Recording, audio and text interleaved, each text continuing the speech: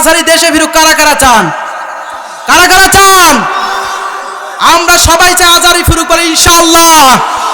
হাত নামান, হাত নামান। সবাই মিজানুর রহমান আজহারিকে ভালোবাসেন? আমরা তো মিজানুর রহমান আজহারির কারণে আফরাহুল হক আসিফকে চিনেছি, ঠিক কিনা? আমরা তো মিজানুর রহমান আজহারির কারণে মাহমুদুল হাসানকে চিনেছি।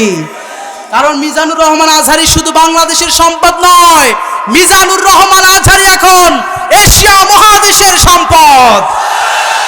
আমরা এতদিন একটা আশায় ছিলাম, বাংলাদেশে স্কলার অভাব নাই, বাংলাদেশে অনেক বড় বড় স্কলার আছে, কিন্তু আন্তর্জাতিক মানের স্কলার নাই। আন্তর্জাতিক মানের স্কলার খুঁজছিলাম, আলহামদুলিল্লাহ আল্লাহ তাআলা আমাদের সেই জায়গাটাও পূরণ করে দিয়েছে। আলহামদুলিল্লাহ পড়েন। দেশ থেকে বাহির করে দিয়ে তার সম্মান আর আকুশচুম্বী করে দেওয়া হয়েছে। কথা বলেন ঠিক কিনা? এজন্য দেশ থেকে যাদেরকে বাহির করে দেওয়া হয়, এদেরকে তৈরি করে দেন তিনি কে?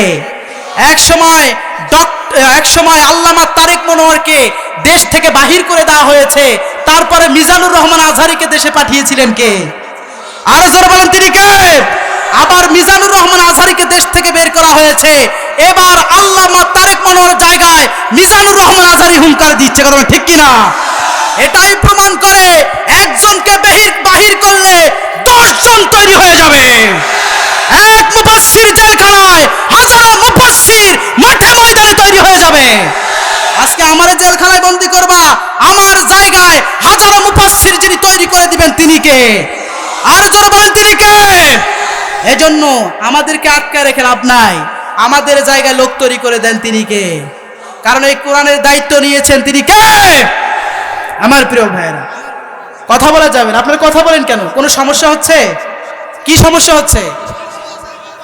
কোনো কথা বলা যাবে না, স্টপ, একদম সাইলেন্ট হতে হবে। আমার কথা কি খারাপ লাগছে? খারাপ লাগছে? আমার আলোচনা কি আপনাদের মনোযোগ আসছে? প্রিয় ভাইয়েরা, আপনারা তো একটু পরেই আফরাহুল হক আসিফ ভাই আসবে, তো আপনারা একটু স্টপ হন, একটু সাইলেন্ট হন।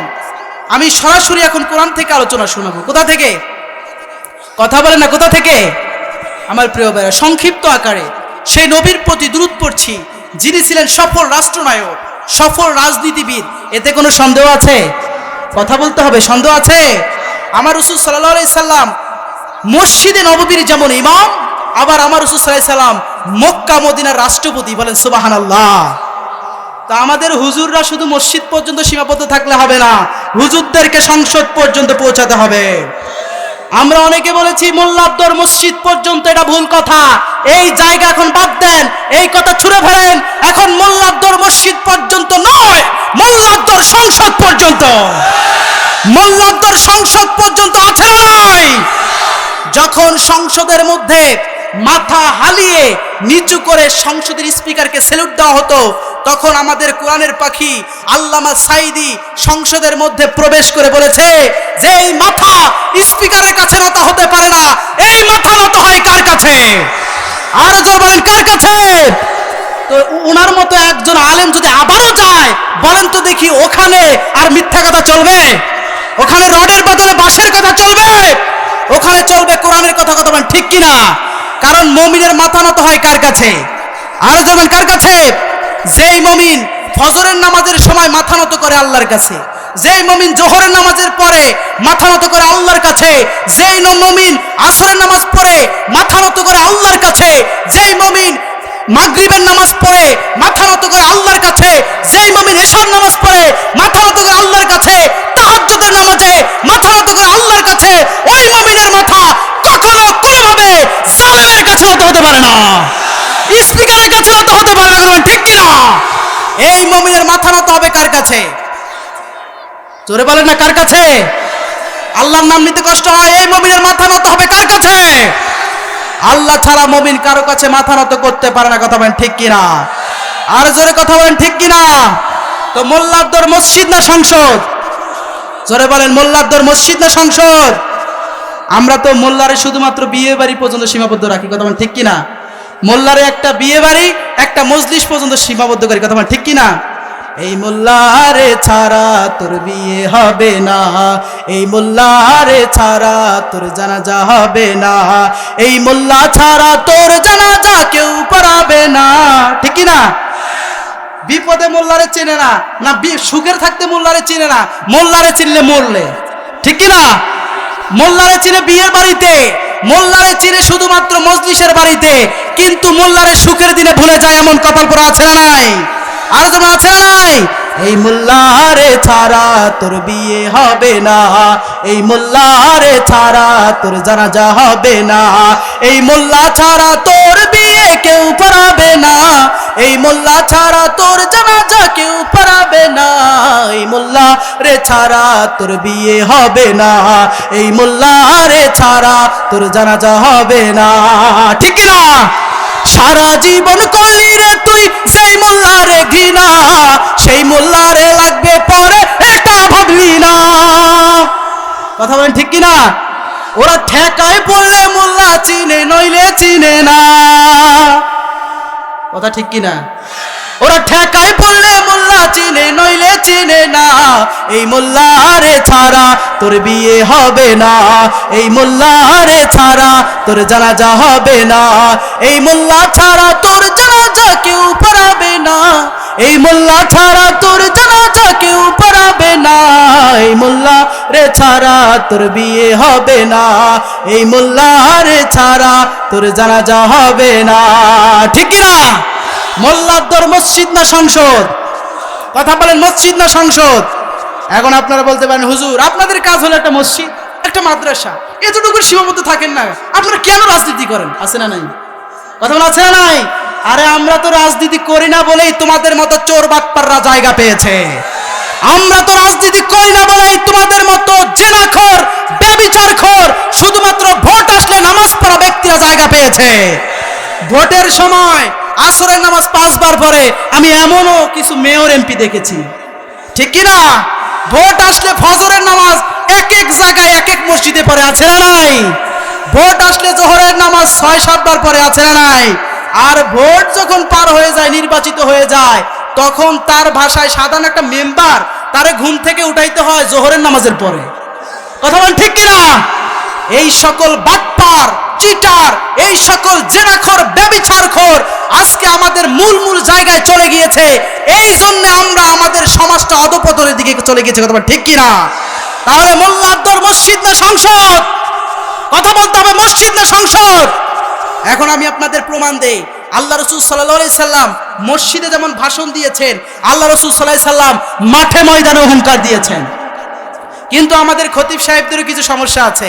যারা খতিব সাহেব আছেন এনারা মন খারাপ করবেন না, কারণ আমি আপনাদের কিছু ভুল ধরায় দেই। কিছু খতিব সাহেব আছে 1টা 15-এর মধ্যে আলোচনা শুরু করে, আছে না নাই? কথা বলতে হবে, আছে না নাই? 1টা 15 আলোচনা শুরু করে, কোনো স্টাডি নাই, কোনো স্টাডি নাই। একটা কিতাব খুলে কিতাব 5 মিনিট 8 মিনিট আলোচনা করে বারবার ঘড়ির দিকে তাকায়, 1টা 25 কখন বাজবে তখন তার আলোচনা শেষ হয়ে যাবে। আছে না? আছে না? আছে না? আমাদের রংপুরে হাজারো খতিবদের এই অবস্থা, পড়াশোনা কোনোদিন করে না, শুধুমাত্র এসে রিডিং পড়ে তারা কি করে আলোচনা করে, মানে সামনের মুসল্লিরাও ঘুমায়, মাঝে মাঝে খতিব সাহেবও ঘুমায়। কথা বলেন ঠিক কিনা? আরো জোরে কথা বলেন ঠিক কিনা? ওই খতিব সাহেব যদি সেখানে স্টাডি করত, পড়াশোনা করে যাইতো, 2-3 দিন পড়াশোনা করে যদি সপ্তাহে 1 দিন আলোচনা করত, সে আলোচনা শুরু করত 12টা 30 মিনিটে, আলোচনা শেষ করত 1টা 30 মিনিটে। কিন্তু সে তো পড়াশোনা করে যায় না, আর পড়াশোনা করবেই কেমনে? আমরা তো হাদিয়া দেই মাত্র 2000। ঠিক কিনা? বাংলাদেশে সবার বেতন বেড়েছে, খতিবের বেতন বাড়ে নাই। বাংলাদেশে সবার বেতন বেড়েছে, ইমাম সাহেবের বেতন বাড়ে নাই।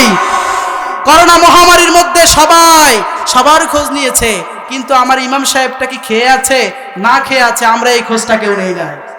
আমাদের অনেক সমাজের মুসল্লি আছে, খতিব সাহেবের বেতন কত, ইমাম সাহেবের বেতন কত আমরা জানি না।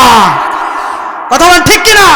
আরে মিয়া, আপনি যে তার খোঁজ খবর রাখেন না, আপনি তার একটু খোঁজ খবর নেন না, জানেন না ওই ব্যক্তিটা যদি না খেয়ে আসে, সংসারের চিন্তা ভাবনা নিয়ে আসে নামাজ পড়াইতে, আপনার কি নামাজ হবে? কথা বলেন, নামাজ হবে?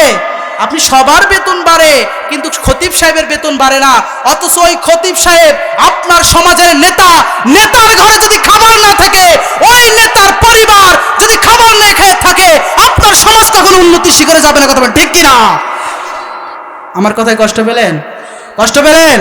খতিব সাহেবের জায়গা হচ্ছে যোগ্যতার আসন। এখানে আপনারা যোগ্য ব্যক্তিকে বসাবেন। এই যোগ্য ব্যক্তি যখন বসবে, সেই যোগ্য ব্যক্তি কখনো সভাপতি সুদ খায় দেখে সুদের বিপক্ষে কথা বলতে ভয় পাবে না। কথা বলেন ঠিক কিনা? সভাপতি ঘুষ খায় দেখে সভাপতির বিপক্ষে কথা বলতে ভয় পাবে না, কথা বলেন ঠিক কিনা? কিন্তু যদি খতিব সাহেব এগুলো বলতে ভয় পায়, মনে রাখতে হবে ওই খতিব সাহেবকে সর্বপ্রথম মসজিদ থেকে বের করে দেওয়া হবে। এই শপথ নিবেন তো ইনশাআল্লাহ? নিবেন তো ইনশাআল্লাহ? আমি মনে করি বারবার এই হাজার হাজার মাহফিলের প্রয়োজন নাই। সাপ্তাহিক ক্লাস, সাপ্তাহিক ঈমান জাগ্রতর জায়গা হচ্ছে আমাদের মসজিদ। এই মসজিদগুলোতে যদি খতিব সাহেব 12 চাঁদের ফজিলতের আলোচনা না করে, জাতিকে কোরআন থেকে বিশ্লেষণ করে কোরআনের কথাগুলো বলে, আল্লাহর কসম করে বলছি, এক সপ্তাহ যে আলোচনা শুনবে ওই প্রত্যেকটা মুসলিমের জন্য ঈমান জাগ্রত হয়ে যাবে, কথা বলেন ঠিক কিনা? কিন্তু খতিব সাহেব যদি ঠিক না থাকে, খতিব সাহেবের যদি আলোচনা ঠিক না থাকে, বই দেখে দেখে বলে, ওই মুসল্লিরা কখনো শুনবেও না, ঈমানও জাগ্রত হবে না, কথা বলেন ঠিক কিনা? এই জন্য আমি বলবো, খতিব সাহেবের জায়গা হচ্ছে যোগ্যতার জায়গা। এই জায়গাগুলোতে আমাদেরকে যোগ্য ব্যক্তিদেরকে বসানোর দরকার আছে না নাই? আরো জোরে আছে না নাই? আমার প্রিয় ভাইরা, তাহলে আমার রাসূল সাল্লাল্লাহু আলাইহি সাল্লাম মসজিদে নববীর যেমন ইমাম, আবার মক্কা মদিনার রাষ্ট্রপতি, বলেন সুবহানাল্লাহ। তো সেই নবী পেয়ে আমরা খুশি না বেজার? আরো জোরে বলতে হবে, খুশি না বেজার? সেই নবীর প্রতি আমরা সংক্ষিপ্ত আকারে দুরূদ পড়ছি, সকলে বলছি সাল্লাল্লাহু আলাইহি সাল্লাম। আল্লাহ রাসূলের প্রতি দুরূদ পড়তে কষ্ট হয়? কষ্ট হয়? সকলে বলছি সাল্লাল্লাহু আলাইহি সাল্লাম। আরো জোরে বলেন সাল্লাল্লাহু আলাইহি সাল্লাম। আমার প্রিয় ভাইরা, আপনাদেরকে একটু চেষ্টা করেছি একটু উৎফুল্ল করার জন্য, একটু শরীরে শক্তি আনার জন্য। আপনারা কষ্ট পেয়েছেন? কষ্ট পেয়েছেন? কারণ এই জাতি শুধুমাত্র নরম আলোচনা শুনতে চায় না, গরমও চায়, ঠিক কিনা? এই জাতি শুধুমাত্র বিড়ালের মতো গর্জন শুনতে চায় না, এই জাতি চায় সিংহের মতো গর্জন দিয়ে নাস্তিক মুরতাদদের অন্তরে ভয় ভীতি জাগ্রত করার জন্য, কথা বলেন ঠিক কিনা?